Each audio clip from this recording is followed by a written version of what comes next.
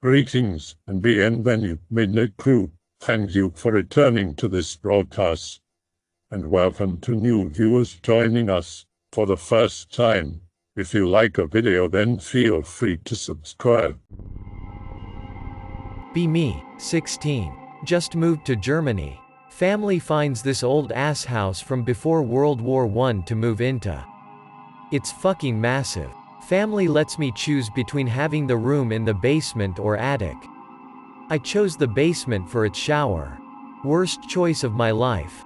First night there, I started seeing shit out of the corner of my eye. Always thought I saw something small like an animal in the other room. Brushed it off as my cat or dog just exploring the new place. After about a year living there, I started hearing things too. Little things like my mom yelling my name when she didn't. I told her after a little while. She took me to a therapist a few days later.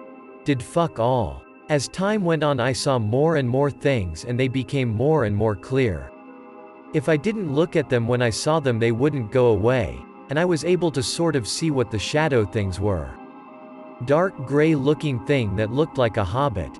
After I figured that out, I told my therapist what it was. He looked at me like I was crazy. Gave me some sort of pill.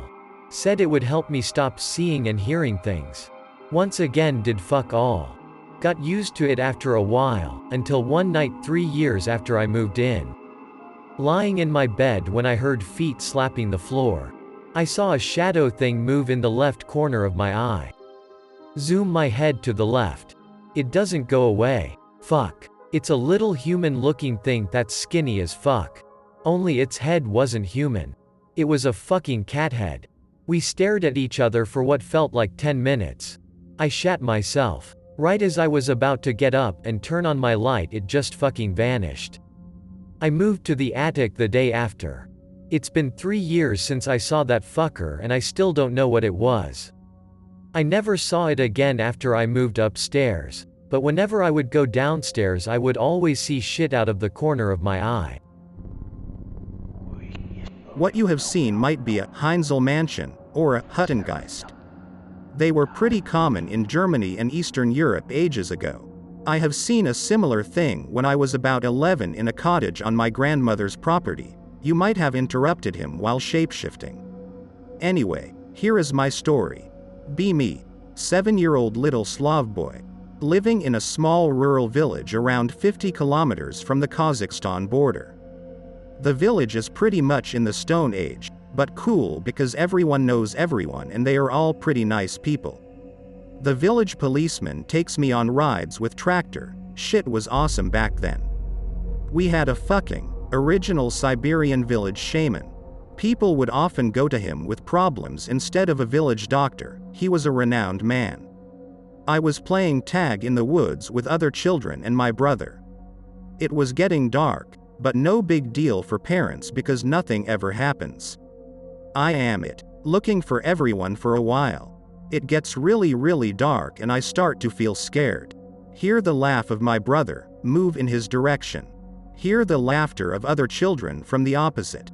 I feel like I am running in circles. Suddenly see firelight in the thicket. Go towards it and hear familiar singing. It is our village shaman sitting by the fire, singing and talking. I get closer to the clearing and see him sitting there with someone else. I get closer, call out to him, Uncle Wanjusha. I trip over some branches, making loud noises. I see him turn around to me, looking at me in disbelief. He turns towards the other man, which now stood. He was at least 3 meters tall and looked at me, glared at me and smiled with boar teeth coming from his mouth. I was afraid and closed my eyes and heard our shaman talking to him, but it was no Russian. I only recognized my own name. Heard large footsteps coming closer and passing beside me as I pissed myself. Have you ever stood close to an elephant that was walking? If yes, you can imagine his steps. Uncle Wanja picked me up and told me I shouldn't be afraid, I am a big boy. He brought me home and I rushed to tell my parents, but they laughed it off and Uncle Wanja too. As he left and said good night, he shook my hand and gave me a little piece of knotwood formed like a claw. Nothing strange happened after that and we moved away 2 years later. 2 weeks ago, I am now 25. Package arrives at home in Germany. Looks a bit busted with Cyrillic letters, it's from the village, but not from my grandma. The package says, from Iwan. Remember the whole story. Slowly unpack the box. What the actual fuck? The contents were the skull of a fox, a single tiny pearl, a jaw harp and a small ring made from bone which depicts 2 kissing animals. The ring was broken but I glued it. What am I supposed to do with that shit? Call grandma and ask what this is about. She tells me Uncle Iwan died a few days ago and the mayor had carried out his last will. He sent out 2 boxes, one to me and another one to the USA. I wonder and try to figure out now since 2 weeks if any of my former friends from back then moved to the US. I wonder if these items have some meaning. My girlfriend thinks the fox skull looks awesome as decoration in our living room. The skull of a fox, a single tiny pearl, a jaw harp and a small ring made from bone which depicts 2 kissing animals. Pics or it didn't happen. This is the jaw harp, the piece of root and the ring. I don't know where the tiny pearl is right now. Somewhere in the strongbox where I keep it. And the fox skull, sorry it's without a timestamp. But you can do reverse image search. That's fucking creepy, dude. Have you tried to contact someone, maybe a shaman, to see what any of that means or what they're supposed to be used for? I have tried, but all these new age hipster shamans are frauds. I haven't met a real shaman since back then. You've probably already tried this, but is there anyone at your old village who would know or at least know someone who could help? No one knows about this. The new mayor did not ask because I have heard he wasn't too fond of him and the others say he was like always, weird but cheerful and kind. I am now in contact with some of the parents from back then. I looked it up a bit and the fox has a few meanings in your own lore. Prosperity and wealth is one, but there was more to this that I noticed when researching about it. Your shamans there believe that when they die basically turn into a fox. Some also believe it to be a master trickster that outsmarts evil entities, a protector of sorts. My guess here is that he used these items for protection against evil spirits and that he sent them to you as his last wish for them to do the same. I'm assuming what he sent to America was a bone knife and possibly claw necklaces along with feathers, but that's just pure speculation. Alberton here, live in a town south of Calgary. I don't have any scary ghost stories or anything, but I do have one story about something very strange that happened in Innawoods 3 years ago. It's fairly long, because I suck at green texting, and not all that fantastic, but I'll write it down anyway since it still gives me the willies to this day. So, one night in November when I was about 16, I was at a friend's house on the outskirts of town. There is a very dense forest right across the dirt road that we like to play flashlight tag in. There were about 6 of us that night and only one of us had the flashlight. We all split up because, hey, it's flashlight tag. I find myself a good dried out riverbed to lay down in and try to cover up with a few branches and some snow. After staying still for about 5 minutes, I noticed a change in the air. It went from being warm and windy to bitter cold and completely calm. I raised my head to see if anybody was hiding near me and noticed a gray orb traveling from the tree line and into the riverbed directly in front of me. I initially thought that it was my buddy with the flashlight looking for me, but then I noticed that no light was present. Looking at this thing felt like staring directly into a light. I could see its outline when I blinked, just as if I were having a flashlight shine in my eyes, but it was a very dark gray color and oddly very visible in the pitch black night. I stared at it for what must have been 10 minutes or more, just waiting to see if it would move. I was scared to the point that I was holding my breath to prevent myself from breathing too loudly. The wind had died down and there was absolute silence all around me. I couldn't hear my friends crunching through the woods like I did before, and I couldn't hear my buddy with the flashlight taunting us as he searched. My heart was beating so loudly that I was afraid this thing would hear me and come looking. But more so, I was afraid that because it wasn't moving that it was staring right at me this entire time. I was about to stand up and see what would happen. I had almost convinced myself that it was just an illusion and I was overthinking it. But as soon as I built up the nerve to stand up, it began moving again, back into the forest on the opposite side of the riverbed. I kept watching it with my eyes. I didn't dare move my head or make any noise. My heart was still beating so loudly I could have sworn I was about to have a heart attack.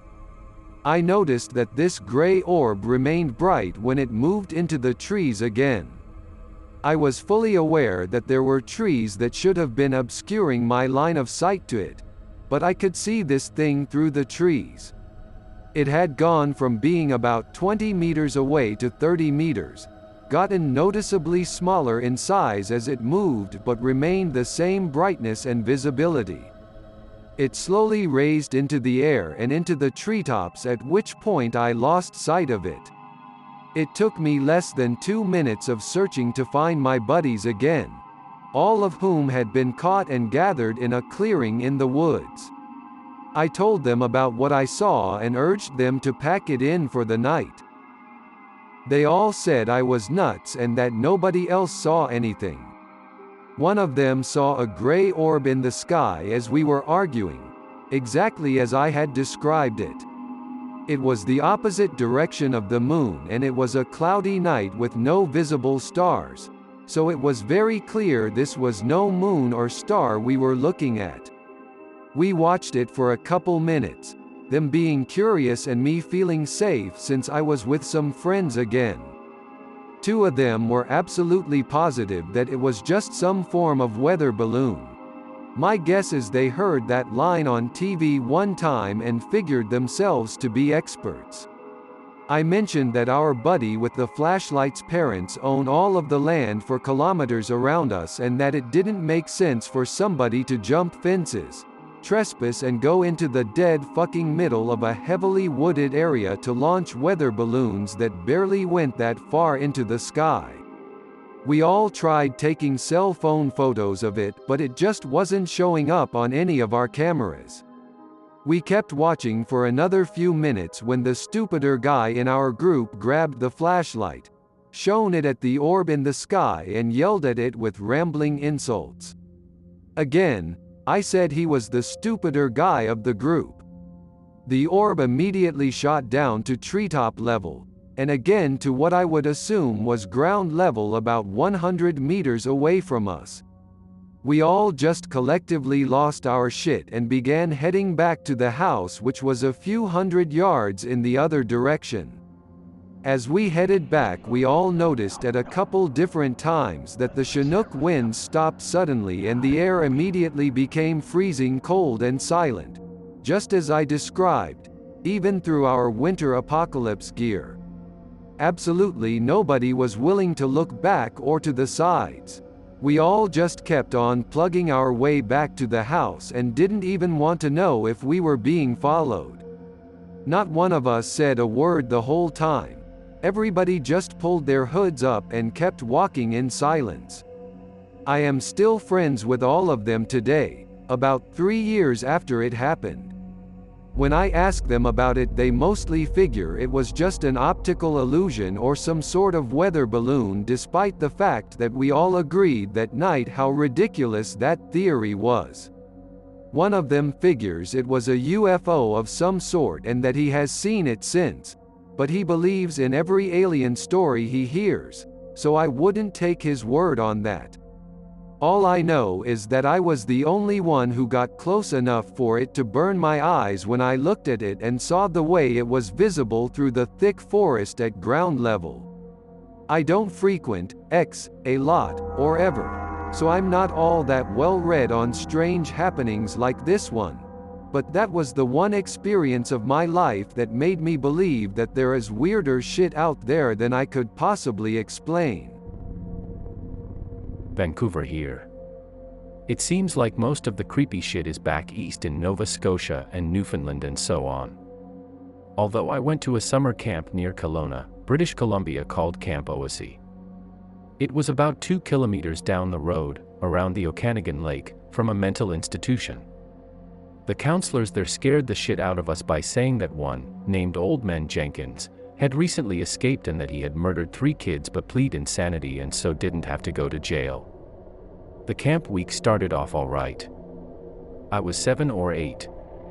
We did a bunch of the regular summertime activities: canoeing, hiking, singing, sports, eating, crafts. It was technically an Anglican camp too, although not many kids there were actually religious, so we spent about half an hour a day doing Bible stuff too, everyone's least favorite part for sure. I was in a cabin with 4 other kids, all of whom were older than me. I was pretty easy to pick on when I was young, so I still got picked on there, but I was having a good time regardless. A great time actually, one of the best few days I can remember. But one thing that made everyone uneasy, even the counselors, was the cabin at the far end of the field. Unlike all the other cabins which were clustered together around the main buildings and the lake, this one seemed small in the distance, built into the forest hillside. But somehow at night its figure seemed to grow larger with the shadows of the tall pine trees. Nobody was allowed to go on the other half of the field. I'd seen a kid kicked out who went there for fun earlier that week. Nobody had camped in that cabin for around 10 years, but nobody really knew why, just that it was forbidden. Midweek, I came back to the cabin at noon to get my bathing suit to find that my teddy was gone. Just comforted me, I guess. I started to panic a bit. I'd had it since I was an infant, and it was almost like a friend to me.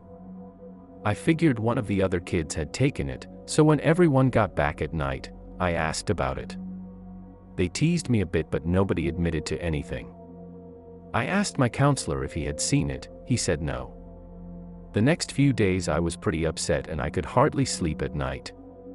Eventually, during crafts, one of the kids in my cabin told me that he saw a kid from another cabin take my teddy bear, but he didn't know where he put it. At dinner I confronted him. He laughed and said he had put it in the cabin at the end of the field.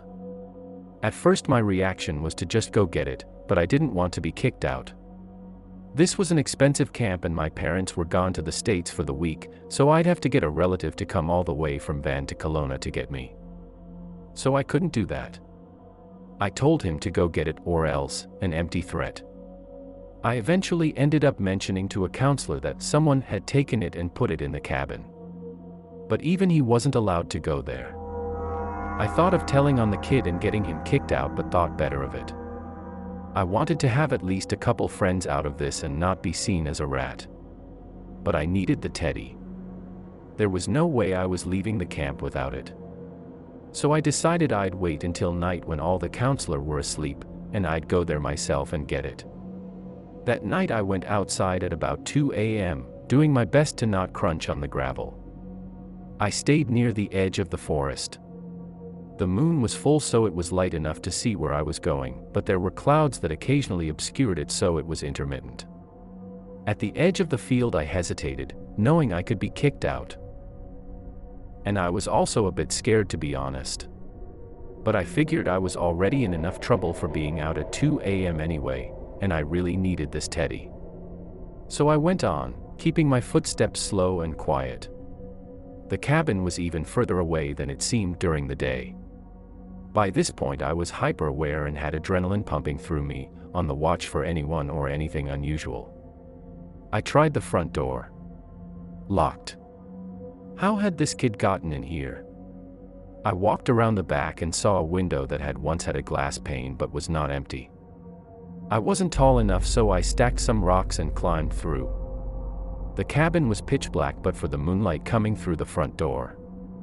I was shitting bricks. I felt near the front door for a light switch, found one, but no electricity. This was an all-wood cabin, but I could smell a bit of rotten wood, probably from the rainwater coming through the window. But to me that smell could have been anything. I had brought a stick from outside, as if I could defend myself with it. This cabin, unlike the others, was 2 stories. After feeling around on the floor for a while for my teddy, I concluded it wasn't there, so I headed up the stairs. There was more light up here due to a window that ran the length of the wall, and almost went floor to ceiling. My footsteps creaked as I looked around the unmade bunk beds. My heart was pounding in my ears and I was trying my best to breathe slowly and quietly, gripping my stick very tightly. Then I saw it. My teddy, lying on one of the top bunks near the window. I climbed the ladder, grabbed it, and jumped down. As soon as I landed, I felt something warm and moist on my neck, like something breathing right on your neck. I spun around, startled, and fell to the floor. I couldn't see very much in the gloom, but I couldn't make out anything. I got up, trembling, clutching a bear in one hand and stick in another. This was also the first time I ever swore. I remember hearing my parents and older friends say things like, "Fuck," so I said, "Fuck you, Jason," name of the kid who allegedly put my teddy there. I kept saying it over and over for making me come here like this. What an asshole. Fuck you, Jason. I kept saying it as I walked back downstairs, as I went to the window, pulled myself up, and jumped out into the forest. Fuck you, Jason, I muttered, looking at the ground. Fuck you, Jason. Fuck you. I looked back at the cabin from the side. The front door was now open, hanging ajar. But it hadn't been when I had got there. I turned around to leave, facing back towards the field. That's when I saw it. One dark figure. Standing just off to the side, near a tree. It let out a low growl and started towards me with unnatural speed. I don't think I've ever run so fast in my life. I ran for the field, trying to scream, to alert someone. I couldn't breathe. All I could hear was the growls behind me, and at one point, I felt the warmness on my neck again. I could hear the footsteps. I kept trying to yell help all the way back to the cabin cluster, but sometimes you're too scared for words. When I got back to the cabin, I opened the door, ran in, and slammed it shut behind me. No more footsteps. Everyone was awake now, asking me what was going on. I was crying and red-faced, unable to speak. I jumped up on my bed and looked through the window. I could just barely see the figure running back into the forest. The next day, the camp counselors called my relatives from Van to come get me, as I was too upset to leave my bed and couldn't stop trembling and holding my teddy. I've never been back since, but I heard that while Old Man Jenkins was just a story, someone did actually go missing from the mental institution that week, and didn't return. The counselors found nothing in that cabin when I told them except a bunch of rags that hadn't been there before, some needles, and a hatchet. I hope that you enjoyed tonight's broadcast. If you enjoyed tonight's story, then please subscribe to the channel, as more Greentext will appear daily. A new broadcast will appear when the clock strikes midnight Central Time.